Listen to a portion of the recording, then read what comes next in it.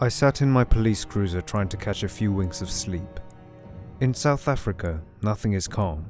There's always a robbery, murder, or rape around every corner. A police officer has his work cut out for him. But that particular day wasn't a work day.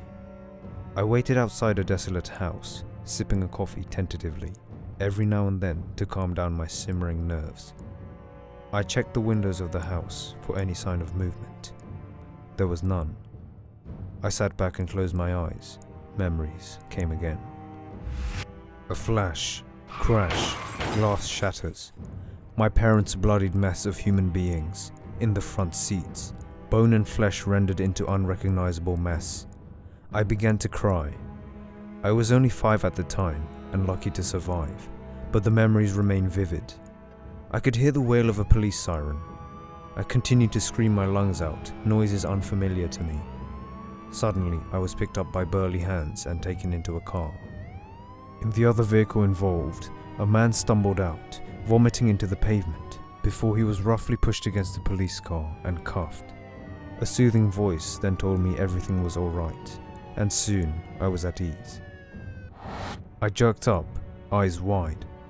It seemed a few hours had passed, the sky outside darkened by the evening bloom. I noticed the rustling of a window curtain. Someone was home. With hands shaking once more, I checked the pistol in my holster and left the car. I knocked hard, exclaiming, "Police, we want to ask some questions." There was no answer. I waited a few minutes, then I resorted to my only option. Drawing my pistol, I busted down the door with a kick, the stench of an unclean house hitting me instantly. When the dust cleared, I saw a figure in the corner, wearing nothing but a tank top. He was filthy, stained and greasy. He raised his dirty palms, quivering in fear. Surrounding him were dozens of empty beer cans and shards of broken glass. 20 years. 20 years had led to this moment. Scrounging every police database, filing through thousands of folders, I had finally found the drunk bastard who had killed my parents. One jerk of the trigger was all it would take to end his life, but I refrained, his miserable demeanor screaming mercy. I summoned the courage to ask the one question I had on my mind for so long. Why? The man looked puzzled and stammered. What are you talking about, sir? I clenched the grip of my pistol tighter, walking towards him. You killed 2 people 20 years ago, a mother and father. He made no response until I kicked him in the stomach. It was you, right? You killed my parents. Yes, it was. So why? Why the hell did you do it? I was drunk. I made a stupid mistake. I'm so sorry, sir. I didn't mean to. The simple answer infuriated me. There had to be something more than that. For my whole life to be turned upside down, surely there was a reason. Of all the people who could have been in the car, it was my parents. I kicked him again and readied my gun. Suddenly, he grabbed my leg. I'm so sorry, sir. I had no choice. Please, I'll tell you everything. My pistol never left his head, but I listened. Your parents, they were rich, weren't they? That much was true. They had been influential in the mining business, but I failed to see why that was important. It was your uncle, sir. He paid me to kill them, for the inheritance money. I froze. Lies, I yelled as tears blurred my vision. The man desperately waved his hands. I have proof. He pointed towards a drawer. It's in there. Papers and letters. All of the evidence. How was this possible? This had to be a ruse. My uncle had been the one who saved me. He inspired me to join the police. But there was a nagging feeling in the back of my head. I couldn't help it. Open it and show me. The drunkard complied quickly, digging through the mountains of dirty clothes, eventually withdrawing a small file of paperwork. With shaking hands, he handed me the collection, retreating to his corner again. I flicked through it, despair growing rapidly. Descriptions of my mother as a whore, my father as a scoundrel, and the words kill and inheritance highlighted in bold. And at the end of every letter, there was an unmistakable signature of my uncle, with the distinctive curvature unique to him. The final letter chilled me to the bone. Andrei Nikosi to be released and paid after his services. Every police officer involved in the operation to be granted $50,000. Son of whore and scoundrel to be rescued if possible. Otherwise, leave him to die. Is your name Andrei Nikosi? Yes, it is, sir, he answered, nodding emphatically. How much did you make? I pointed my gun at him again. However, this time, he did not cower in fear. Nothing, sir. Does this look like the home of a paid man? I was just 17, and my whole world had collapsed. Back then, my parents had just died in a car accident, and soon I was evicted from my tiny apartment and was forced out onto the streets. For many months, I was cold and hungry as I sat there all alone, with no one to help me. It was a bleak future, and it looked like that was the end of my life. Just another victim of a tragic accident. Until your uncle picked me off the streets. He gave me food and shelter, and I know it was all for the wrong reasons, but all I could think of was to survive. But then after helping him, he betrayed me and tossed me aside like trash, only paid in broken bones and nightmares. He closed his eyes as tears began streaming down. But now you know the truth, sir, and I can die a happier man for it. I holstered the gun. I don't blame you, Andrei. I felt betrayed. Rage was seething inside me. I couldn't believe how much of a scumbag my uncle was. The man I thought of as my hero turned out to be one of the most ruthless and evil bastards. To kill your own family, your own bloodline, for money? Within an hour, Andrei and I stood in front of the police headquarters. I gripped a list of names in my hand. Police officers that had took me under their wing and guided me. Beside each name was a simple check mark and the word paid. We entered the building, Andrei as the arrestee. To the other police officers in the building, I was just back from a patrol, a case of drunkard pissing on sidewalk in hand. Ignoring the cells, we continued walking up the stairs until we reached the office. I burst into the office enraged. My uncle looked up from his desk, eyes glad to see me.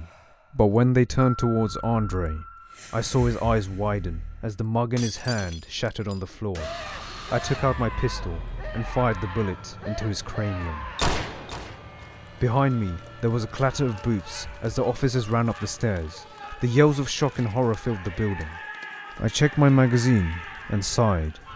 There was some cleaning up to do. 10 minutes later, I stumbled out of the building, my vision blurred. My clothes were soaked in blood. I wasn't even sure if most of it was mine, but what I did know was that my goal was finally complete. I slumped against my car, watching as Andrei left the building. Instead of bolting off, he approached me. Simply shaking my hands, we locked eyes for a moment, and then he was off, a speck in the distance. I closed my eyes. There were no longer any memories of that fateful night. Instead, nothingness.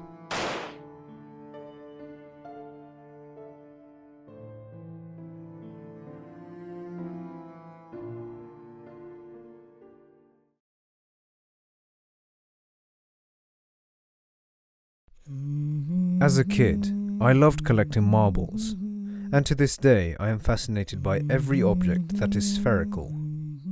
I also used to work a dead-end job at Walmart as a stocker, and when I needed to, as a cashier. It was Monday, and nearing the end of my workday. Looking at the clock, I sighed as the hours finally hit midnight, so I began closing the tills. The last customer was in the store, but something seemed off. The client was an older man and wore an eye patch, and seemed to look around him every now and then, twitching as he did so. I automatically assumed he was some druggie off the streets, looking for some shelter, but I didn't take any action, since closing wasn't until another half hour or so. Finally, he proceeded to the checkout, a loop of rope in his hand. He looked me right in the eye and asked me a question. What happened in the aisle near the gardening section? The floor is wet with oil. Tentatively, I grabbed the radio and called for the caretaker, the only other guy in the building.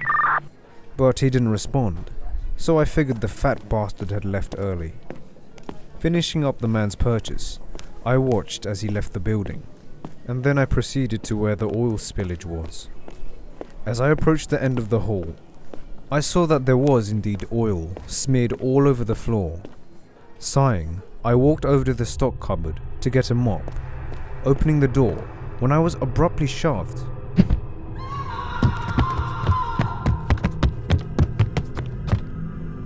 The floor was slick with oil and I slipped hard, banging my head against the floor of the cupboard.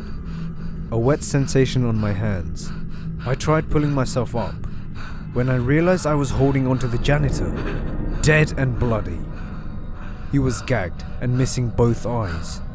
The panic and despair took over me, crawling to the emergency exit. The customer suddenly appeared in front of me holding a baseball bat.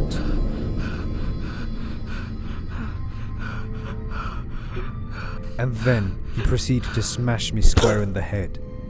Everything blacked out. Woke up a little later. In front of me was the old man, his eye patch lifted to show a grotesque hole, still bloody and raw. I was strapped to a chair with the very rope I had just sold him. His words came out in a frightening rasp. Don't worry, son. I just need to borrow one of your eyes. You see, your friends didn't fit too well.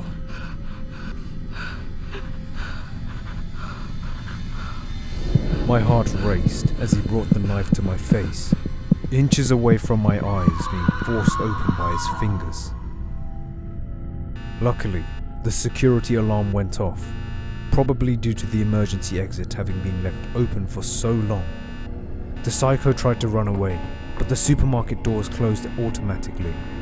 I managed to free myself from the ropes, wriggling hard until they became loose. I rushed to the power panel and turned off the generator. The alarm stopped and the lights in the establishment went out. It was the opportune moment for me to act. It was dark and the man couldn't find his way out, so I followed him silently over the cereal cracks. Eventually, he found the emergency exit and started running towards it. Intercepting him, I tackled him from the side, wrestling with his hands, which held the knife so desperately. I punched him in the gut and he seized up, dropping the weapon. Without thinking, I picked it back up and digging into his only eye, gouged it clean out. The shock was so great that he lost consciousness. I wasn't sure if he was dead, but I pulled his body out of the supermarket and took it to the back, where I threw it into the incinerator, where the garbage was usually tossed into. A few fiery infernos later, the man ceased to exist.